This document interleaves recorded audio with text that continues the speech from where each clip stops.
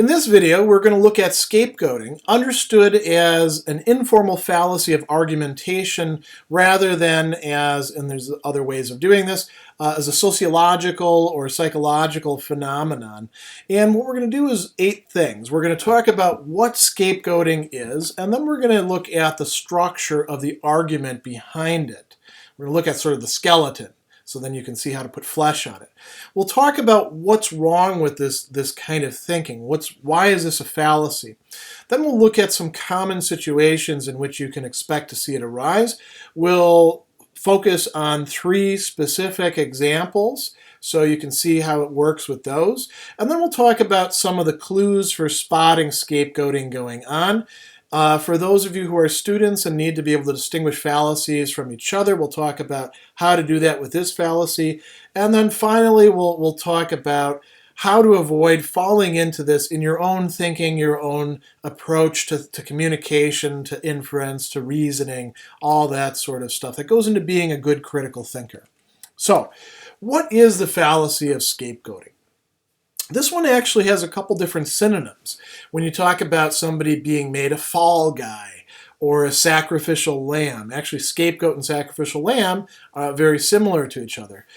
Shifting blame is another way to talk about it. One of the very interesting ways to talk about it is making somebody into a whipping boy. And a whipping boy was actually somebody, usually a nobleman, who would be brought up with a prince who himself couldn't be whipped.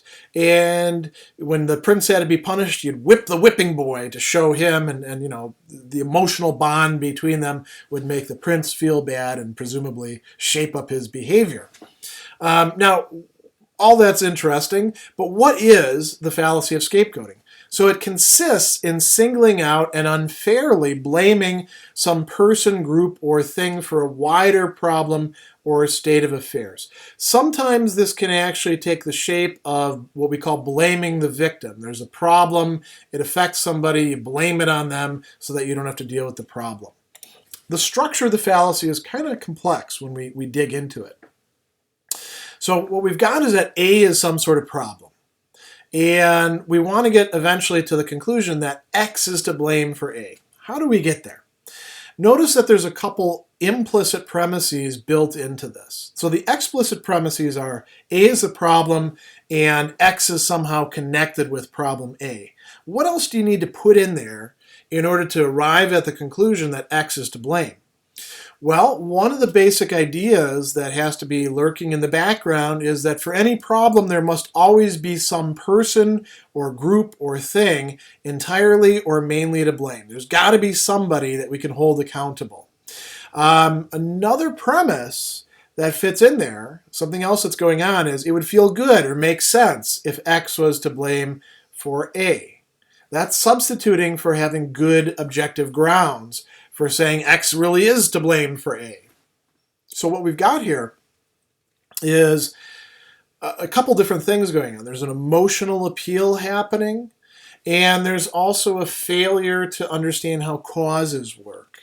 If we look at the structure of the fallacy graphically, I think that this helps you see it. We've got this complex problem, A, and we've got, persons or groups that are somehow involved in this in some way, and behind the process of inference is it would feel good or right if X were to blame, so we're going to single in on X and say that they're the one who are to blame. They're the cause. They're the ones who are responsible for the effect.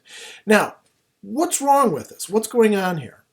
There's a couple different things that we could point out. One is that, a lot of things in life are pretty complicated. Problems, conditions often tend to be complex in the sense of having multiple causes that interact with each other, no one single one of which is the one that caused everything to happen. So it's sometimes a mistake to try to look for the one single cause or to identify something as being the one single cause. For example, in elections, we often talk about, for example, in the 2000 presidential election, Florida decided, Bush versus Gore. Well, no, Florida didn't really decide Bush versus Gore because all those other states did vote, and those votes went into one big hopper. And sure, if Florida would have gone one way or would have gone another, things would have come out different. But if those other states would have gone differently, things could have come out different as well. It's not so simple as just the one thing deciding everything. In this fallacy, the target is being singled out for blame or for responsibility unfairly. That's the key thing, with no good evidence being provided. It could be that there's some cases where we actually do have to zone in on this is the guy who's responsible, but we need to have good reasons for that. The person who's engaging in the blaming is allowing themselves to be swayed by something emotional, by the desirability of finding a culprit to blame or having it be that culprit. And notice those are two different things. Some people don't care who it is so long as they can identify this person is doing it. It could be this person, it could be that person.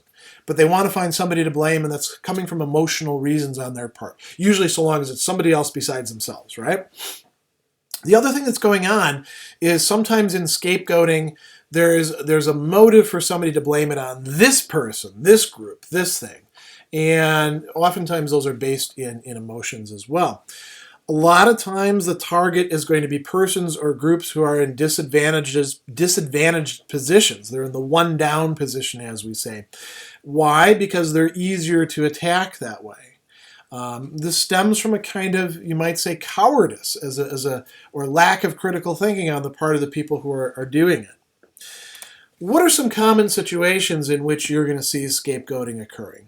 So, the one common thread that you see running through all of them is that there's some sort of complex problem that people would like to see as simpler than it really is, and to be able to blame somebody definite.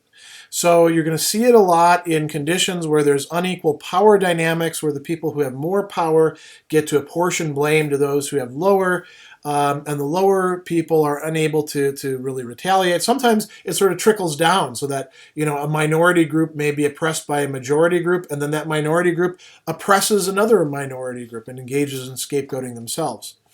What are some common contexts in which this occurs? Politics and policy making is full of scapegoating. There's an awful lot of this on both sides of the political spectrum. I would say this is an equal opportunity offender kind of thing. A lot of the third parties engage in it, even more egregiously. Sometimes because the further out they are towards the fringes, the more likely they are to try to find scapegoats for things. Where else? Workplaces. A lot of this goes on in workplaces. Something goes wrong. Who's to blame? Is it the boss? Maybe if the boss's boss decides I need a scapegoat, we'll axe that guy or that woman. But usually it's the boss blaming somebody else, isn't it? Or the other employees blaming the unpopular employee. Customer service. There's always got to be somebody to blame when somebody calls up, right? And the customer service person, some are jerks, but most of them aren't. And they're there, and they have to put up with a lot of abuse from people who want to turn them into the one who's responsible for why your computer doesn't work or why, you can't make the reservation you want to. Education. A lot of scapegoating that goes on in education. Who's responsible for our kids not being able to read at grade level? Now, that's also a policy question too, isn't it? But, ask that down at the level of the teachers. It's the parents. Ask that at the level of the parents. It's the teachers. There's a lot of shifting blame, isn't there? And a lot of times these problems are quite complex. They're complex not only as broad problems, but also when we look at individuals, little Tommy, little Susie, little, whoever. The causality is not so simple as being able to point at just one person. Sometimes in religion, as a matter of fact, scapegoating comes from this practice of heaping the sins onto, a scapegoat and then driving it out or killing it. There's a lot of discussions about how religious rituals function in terms of this. Not quite as relevant here for critical thinking, but some religious communities do turn people into scapegoats, and some religious communities are turned into scapegoats. So because of 9/11, we have to be suspicious of all the Muslims. Well, that's scapegoating. There's a lot of ways this can happen. Conspiracy theorists are particularly prone to scapegoating. Not exclusively, many other people do it, but you see a lot of this in conspiracy theories. It's frequently employed as a technique for propaganda. It's also a well-known and common psychological mechanism, so you want to be aware of it. There's a lot of blaming that goes on, and some of the blaming is irresponsible blaming, we might say. Let's look at some examples now. Here's the first example, in the workplace. So the upper manager says, yes, productivity has been down in our department, but we've managed to find the cause and we're going to deal with it decisively. Jones, you've been spending too much extra time on your calls. That sets a bad example, which sends shockwaves of low productivity throughout this entire section. Conclusion, Jones, you're fired. Get your stuff and get the hell out of here. This is scapegoating. Shockwaves of low productivity. That's not managerial theory. That's nonsense. That's just, fine-spun nonsense being used to justify picking somebody to fire and then thinking that things are going to get better. As a matter of fact, this is usually a recipe for things not to get better because, some of the other people who are partly to blame know that they're partly to blame and they keep on doing the same stupid things that they're doing, or they get nervous about getting caught, and it doesn't improve things. Now, if Jones really was responsible for all that productivity loss, maybe firing him would be the right thing, but usually it's not. As a matter of fact, this is a sign of bad management. The manager himself should be brought under review, perhaps even fired. Here's another great one, coming from Diet Fads. I call it Nutritional Nonsense. And I'm not trying to, say that people don't have gluten allergies or celiac disease, so don't write comments, leading me to websites about all that sort of stuff. Because, I have people in my own family who have suffered from these sorts of things. But there is an awful lot of puffery about products and about the effects that gluten has upon people. So here's what somebody might say.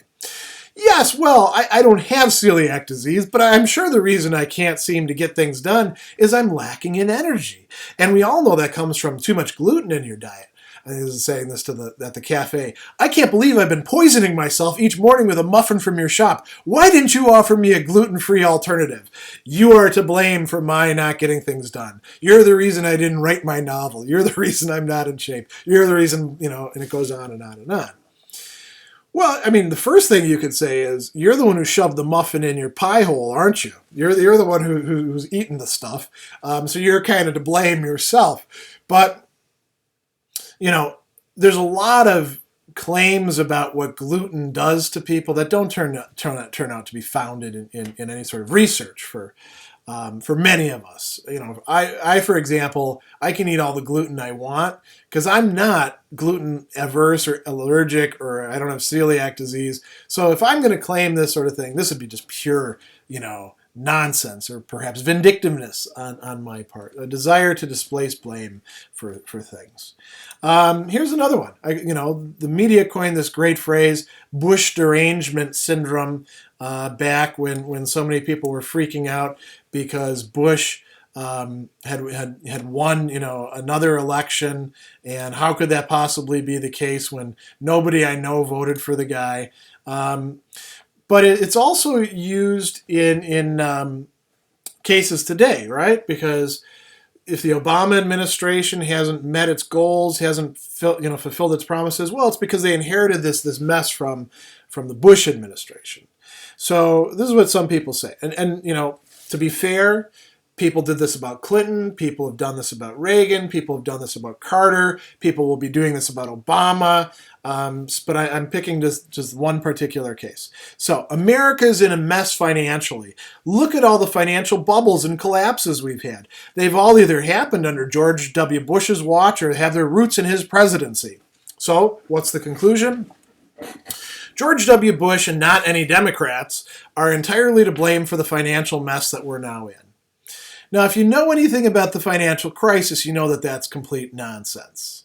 There were plenty of other people who had a big hand in the mortgage crisis. There were a lot of stupid policy decisions that were made, sometimes for, what seemed to be good reasons, good-hearted reasons at least. There were some very prominent Democrats whose fingers were in many of these pies. It wasn't just George Bush or even Bush plus Cheney or the whole Bush administration. It was a lot of people in both parties who brought about this financial meltdown that we suffered from and which we're still feeling the effects of. So, to say that it's all because of this, guy and his policies, that's scapegoating. And that's not helpful for figuring out what we ought to do now or how we ought to fix things or where we ought to be, looking going forward. Let's talk about now how to spot this fallacy when it occurs. One thing that's important is, as a critical thinker, you should be aware of the complex nature of many human problems.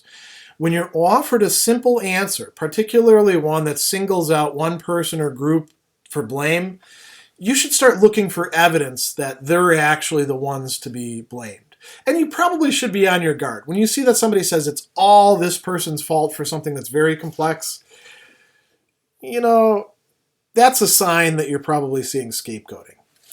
You should ask yourself, is the person who's advancing this argument, do they have something to gain by it? Whether it's an emotional gain, whether it's a matter of their private or personal interest. Why are they advancing this claim? Are they doing it because they really have good evidence for it, or are they doing it because they would like to think things are that way, or because it's going to help them if other people think things are that way? Also, be aware of persons or groups that have been traditionally or recently associated with guilt, problems, badness. If you're seeing the same people get blamed over and over and over again, especially when it's not really the case, and somebody else comes along and says, well, they're the ones that are responsible, you're probably dealing with scapegoating. Prime example, blaming the Jews for everything. That's, especially making reference to the Protocols of the Elders of Zion, which is just this plagiarized stuff from a treatise that was, supposed to be a dialogue between Machiavelli and Montesquieu, and then got gussied up, and then a lot of people kept reprinting it. When you see people saying these sort of things over and over again, it could be that, it could be that the state of Israel is doing something that they're not supposed to be doing, but when you see that people are blaming the same targets over and over and over again, be on your guard. For you students who have to be able to say what this fallacy is and what it isn't and how not to mix it up with other fallacies, here's a couple that you want to pay attention to.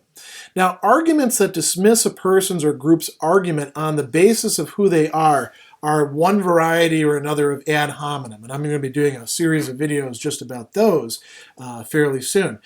Ad hominem attacks say this person is unreliable or a bad person, or sometimes they just resort to calling names, therefore don't believe their claim. What's going on with this is a little bit different. A claim is being made about this person or this group being bad, being the ones who are to blame. So it's a different structure. Arguments that attempt to make the audience angry at a person or group or thing in order to advance or attack a claim are actually an appeal to anger.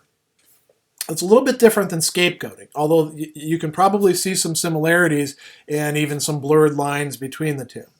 But when the goal is just to get people angry and then get them to accept a claim, we're dealing with an appeal to anger. When you're singling out one particular group for blame for something that's bigger than just them, there's more people involved, then you've got scapegoating. Now, I want to be careful too. Not every argument that identifies one person or group or thing as solely or mainly to blame for a problem is necessarily a fallacious argument. There could be some cases where this guy over here is the guy who screwed things up. If he hadn't done the thing that he shouldn't, have been doing, that he didn't have any right to do, that he was warned not to do, the house of cards wouldn't have fallen down. That's not necessarily scapegoating. If you've got good grounds or evidence for saying that this person is responsible, then it's not scapegoating and it's not a fallacy. Let's think now about how you avoid falling into this trap yourself. So one of the things you can do, and this is something you should do habitually, is when a problem is complex, remind yourself that the cause or the solution is probably not going to be simple. If it is simple, hey, that's great. But that's pretty rare. It's pretty rare in the present. It's also pretty rare if you look at history, and it's probably going to be pretty rare in the future as well. Most of the time, the solutions that we pick, the simple solutions, tend to generate new problems, right? Because they weren't the real solution. Another thing you want to do, be aware of and resist desires to single out a group or a person or a thing for blame unfairly. Don't be unfair in apportioning responsibility for things. And, one thing that would go along with this, make sure that if you're going to criticize somebody for something, that you're not yourself doing that same thing. Hypocrisy often goes along with scapegoating. Also, pay attention. Pay close attention to what's being counted as evidence that the person or thing or group is to blame. Sometimes people present things as evidence or as irrefutable facts that aren't anything like that. You have to ask yourself, is what's being presented as good grounds accurate? Is it adequate? Is it relevant? If not, then probably scapegoating is going on. So if you're doing that yourself, you want to put a stop to it. You want to start developing new habits of thinking and argument. Now, the last thing I want to say is that this video is part of a series discussing common fallacies in reasoning and argument, and it belongs to a channel devoted specifically to critical thinking, logic, and argumentation. So if you're finding this useful, if this is good for clarifying your own thinking, your own development as a critical thinker, if you think that other people could benefit from it, share this and keep coming back to the channel because I'll be loading more and more useful content like this in for quite a ways to come.